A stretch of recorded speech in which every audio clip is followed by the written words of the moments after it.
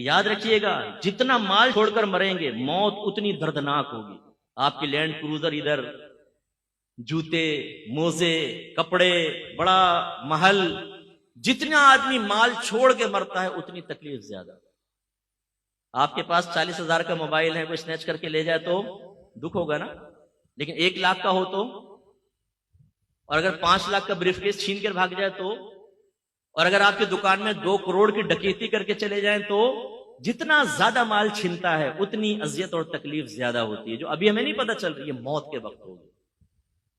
لیکن ہم اس مال کے لیے جس کو ہم چھوڑ کر جائیں گے تو اولاد بعض اوقات نافرمانی میں خرچ کر کے ہمارے لیے گناہ جاریہ کرتی رہے گی، کیونکہ وہ تربیت تو ہوتی نہیں، اور چھوڑ کر ہی جانا ہے. اس کے لیے چاہے جھوٹ بولنا پڑے، فراڈ کرنا پڑے، وراثتیں دبانی پڑے، رشوتیں لینی پڑے، دھوکہ دینا پڑے، حتیٰ کہ قتل تک کروانا پڑے. مروا دیتے ہیں لوگوں کو پیسے کے لیے، لیکن یہ مال حاصل ہو جائے. جیسی موت کا جھٹکا آئے گا، گئے حضرت. سیٹھ جی کو فکر تھی 1-1 کے 10-10 کیجئے، موت آ پہنچی کہ صاحب جان واپس کیجئے. بنی اسرائیل کے ایک بہت سیٹ آدمی تھا، اس نے بڑا محل بنایا، بڑا مال جمع کیا، تخت کے اوپر پاؤں رکھ کر سوچنے لگا کہ اب تو میری 7 نسلیں بھی بیٹھ کے کھاتی رہے تو کمانے کی ضرورت، اتنا مال جمع کر لیا. اچانک محل کا دروازہ بجا. اس نے خادم سے کہا جا کر دیکھو کون جاہلانہ طریقے سے بجا رہا ہے. وہ گئے تو دیکھا پورے پھٹے پرانے حال میں فقیر کھڑا ہے. انہوں نے کہا کیا بات ہے؟ کہا اپنے مالک کو میرے پاس بلاؤ. کہا کہ تیرا دماغ خراب ہے، ہمارا مالک تیرے پاس آئے گا، بھاگ یہاں سے. اندر گئے، مالک نے پوچھا کون تھا؟ یہ حضور ایک فقیر تھا، آپ کو وہاں بلا رہا تھا. فرمایا مجھے؟ تم نے مزہ نہیں چکھایا اس کو؟ پھر دروازہ زور سے بجا. خادم بھاگ کر گئے، کہنے لگے بھائی تو کیوں نوکری سے نکلوائے گا ہمیں، کیا چاہتا ہے؟ اس نے کہا اپنے مالک سے کہو میں ملک الموت علیہ السلام ہوں، اس کی روح قبض کرنے کے لیے آئے. وہ خادم کانپ گئے اندر.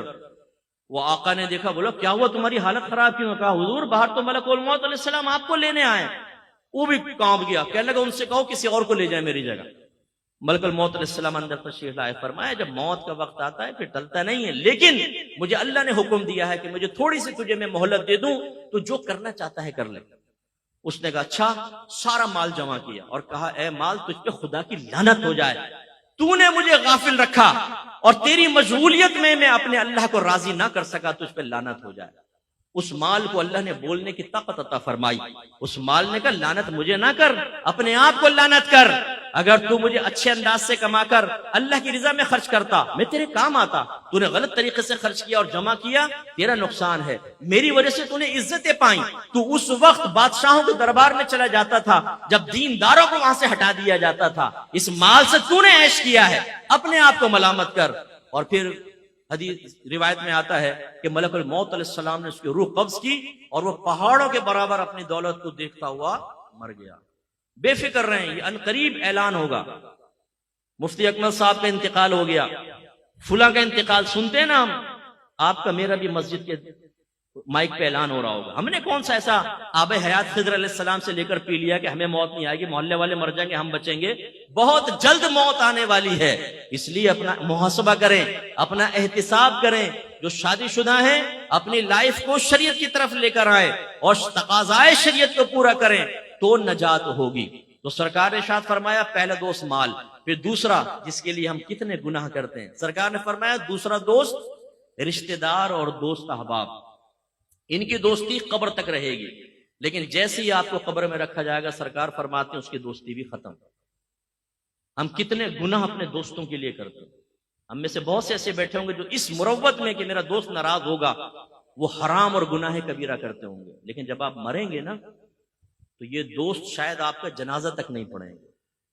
برا نہیں مانیے کہ میں گراؤنڈ ریلیٹیز پہ کلام کرتا ہوں. جتنے آپ کے دوست ہیں نا ایسی مذاق میں پوچھے گا یار ذرا جنازے کا طریقہ تو بتا، اور پھر پوچھے گا اچھا جنازے کی دعا تو سنا، وہ کہے گا کچھ نہیں آتا. اس کا مطلب یہ ایسا دوست ہے کہ آپ کا جنازہ پڑھا ہوگا، غیر آپ کے لیے دعا کر رہا ہوگا، غیر آپ پر نماز پڑھ رہا ہوگا. یہ ایسا دوست آپ نے پالا ہے جو مرتے وقت آپ کے لیے دعا تک نہیں کرے گا. اور کتنے میں نے دیکھے ہیں جنازے میں آتے ہی نہیں ہیں، آئے تو پیچھے سے کلٹی ہو جاتے ہیں، دفن تک بھی نہیں ٹھہرتے، یا چلو مروت میں پہنچ گئے تو اس کے بعد ختم. اپنے تمام دوستوں کا بھی ذہن میں لے کر آئیں کون کون آپ کے مرنے کے بعد آپ کی قبر پر آئے گا. ہر ہفتے، چلو مہینے میں ایک بار، چلو سال میں ایک بار، نو کوئی نہیں آتا بھائی. یہ جتنی ویلیو اس وقت میں پبلک کے درمیان حاصل ہوتی ہے نا، 2 منٹ میں موت کے بعد ختم ہو جائے گی اور ہمیں قبر میں سب تنہا چھوڑ کے چلے جائیں گے۔ اور میرے آقا نے آخری بات بیان فرمائی، تیسرا دوست اس کا اچھا یا برا عمل ہوتا ہے، یہ ہمیشہ ساتھ رہے گا۔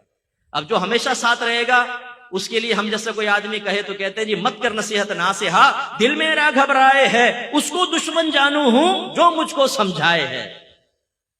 ہمارے ماشاءاللہ یہ کون بیٹھے ہیں جی، عاشقان رسول کو ہمارا سلام ہو۔ اور یہ عاشقان رسول ایسے ہیں کہ ان کو کھلائیں عشق اوپر جاتا ہے، ان کو کہیں جھومو عشق اوپر جاتا ہے، لائٹیں لگاؤ عشق اوپر جاتا ہے، کھانے کھلاؤ دودھ پلاؤ عشق وہ پہنچتا ہے 7ویں آسمان پر۔ اور اگر کہو کہ اللہ کے نبی کا حکم مانو تو 2 منٹ میں چہرے کے زاویے بگڑ جاتے ہیں۔ عاشق رسول، غلام رسول ایک دم ایسا لگتا ہے کہ نبی کریم کے حکم کا دشمن ہے، نبی کریم کی سنتوں کو بوجھ سمجھنے والا ہے۔ بھائی یہ کیسا عشق رسول ہے، غلام یہ رسول میں موت بھی قبول ہے۔ بھائی یہ نعرہ لگا، لیکن غلام یہ رسول میں داڑھی بھی قبول ہے، یہ نعرہ بھی لگا لو۔ غلامی رسول میں 5 وقت نماز باجماعت پڑھنا بھی قبول ہے، نعرہ لگاؤ۔ غلامی رسول میں تمام گناہ چھوڑ دینا بھی قبول ہے، نعرہ لگاؤ۔ غلامی رسول میں صرف رزق حلال کمانا یہ بھی قبول ہے، نعرہ لگاؤ۔ غلامی رسول میں اپنے بیوی بچوں کی اچھی تربیت کرنا یہ بھی قبول ہے۔ ہمارے نبی کرم فرماتے ہیں نا، آخری میں کرم فرماتے نہیں فرماتے، بولے رحمت للعالمین ہے۔ اگر ہرنی بھی بے چین ہو تو میرے سرکار بے چین ہو جاتے ہیں نا۔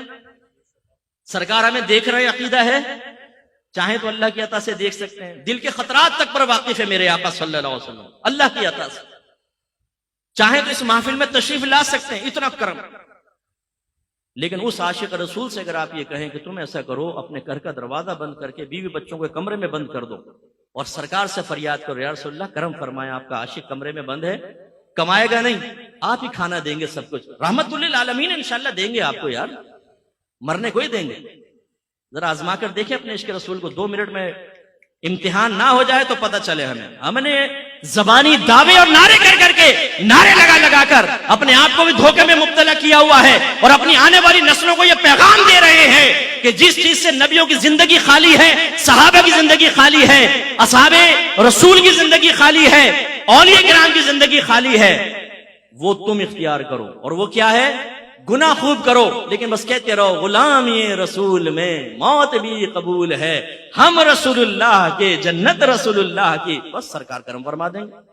بھائی سرکار ضرور کرم فرمائیں گے، میرے آقا کی رحمت بہت بڑی ہے، لیکن پورے قرآن کے احکام ایک طرف رکھ دیں، حدیث کے احکام ایک طرف رکھیں، اور صرف خانہ خامہ بس سرکار سے حسن ظن قائم کر کے آخرت کی تیاری نہ کریں، یہ کس نے سکھایا؟ تو پھر وہی میں نے آپ کو امتحان میں ڈالا ہے۔ جب آخرت کی تیاری کے سلسلے میں آپ کو نبی پر اتنا بھروسہ ہے، میرے سرکار بخشوا لیں گے، تو پھر سرکار دنیا میں بھی آپ کو دینے پر قدرت رکھتے ہیں۔ چھوڑ دیجئے کاروبار، چھوڑ دیجئے نوکری، بند کر دیں سب، صدیق اکبر رضی اللہ تعالیٰ عنہ کی طرح سب اللہ کی راہ میں اڑا دیں، اور ایک بند کمرے میں بیٹھے دیکھیں سرکار کرم فرمائیں گے۔